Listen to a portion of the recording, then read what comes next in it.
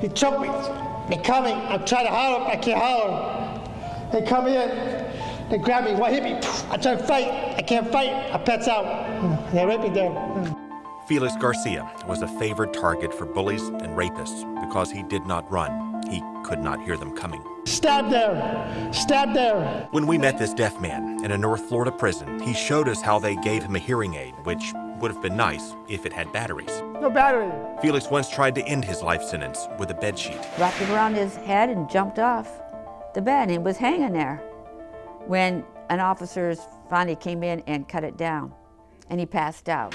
Felix says he was set up by his own brother for a crime he did not commit, and he could not even hear his own trial. The court-appointed ear doctor said he was 70% deaf at the time. There's nothing there. There's nothing there to hear with. Tests have shown he has the reading and listening skills of a child. They got too bad, that's too bad. And his friend and advocate, Pat Bliss, says that's how it all got started. He thinks hearing people are so smart that he wants to trying to compete that he's smart too. He just would smile and nod, pretending he understood everything, so he wouldn't appear stupid. At my trial, the judge said, "Can you hear me?" I said, "Yes." But I didn't say what it means. And so Felix Garcia took the stand with no sign language interpreter, answering questions that he later said he could not hear, nodding and repeatedly saying, "Yes, sir," at times incriminating himself, unaware that his own family accused him of murder. His attorney, Reggie Garcia, who's not related, took up his case for free.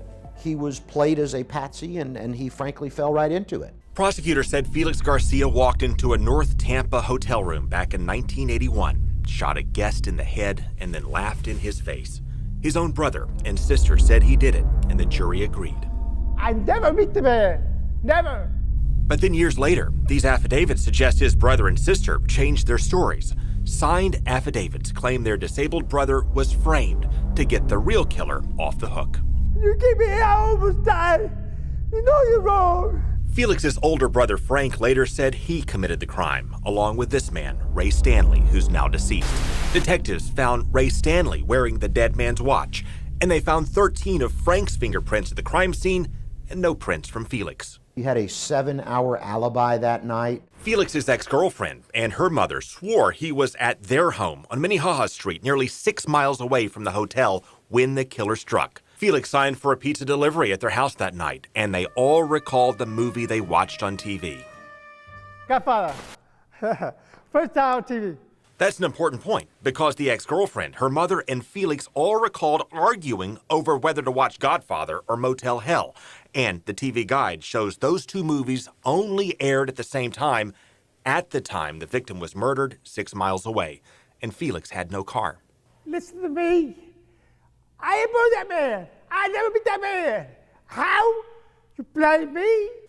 But Felix did sign a pawn slip for the dead man's ring, and that one piece of physical evidence combined with the testimony sealed his fate. I feel it. Felix claims his brother Frank drove him to a pawn shop and tricked him into signing for that ring. Sign. Where? Why'd you? And Frank later claimed he framed his little brother to save himself from the electric chair and protect Ray Stanley. And according to this signed affidavit, their sister Tina backed that up. It claims Ray Stanley beat her, made her work on the streets for him, made him marry her 8 days after the murder so she could not testify against him, and threatened to kill her if they did not pin it on Felix, the teenage brother with tumors between his ears. Easy win. He's sick. He's gonna die. He got a tumor.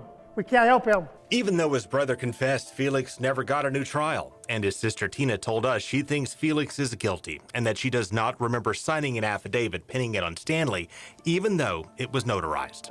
But did I sign an affidavit? I do not remember, and I don't believe I signed one. She told us Ray Stanley was her pimp, hooked her on crack, and often beat her. Pistol whipped me, hit me on the side of my head with a gun. But she said Stanley was with her at home the night of the murder, while her brothers borrowed her car. Felix was always a little off. After our interview with Felix, the state transferred him to a prison in Virginia. Pat Bliss says it's better equipped to deal with his disability. Meanwhile, Hillsborough County elected a new state attorney. Thank you. Andrew Warren ran on creating a conviction integrity unit to re-examine cases to review questionable convictions. But his spokeswoman said Warren is not ready to talk about Felix Garcia yet, as Felix waits and hopes for the possibility of a new trial or a shot at parole. Please give me one, please. That's the only way the truth will come out.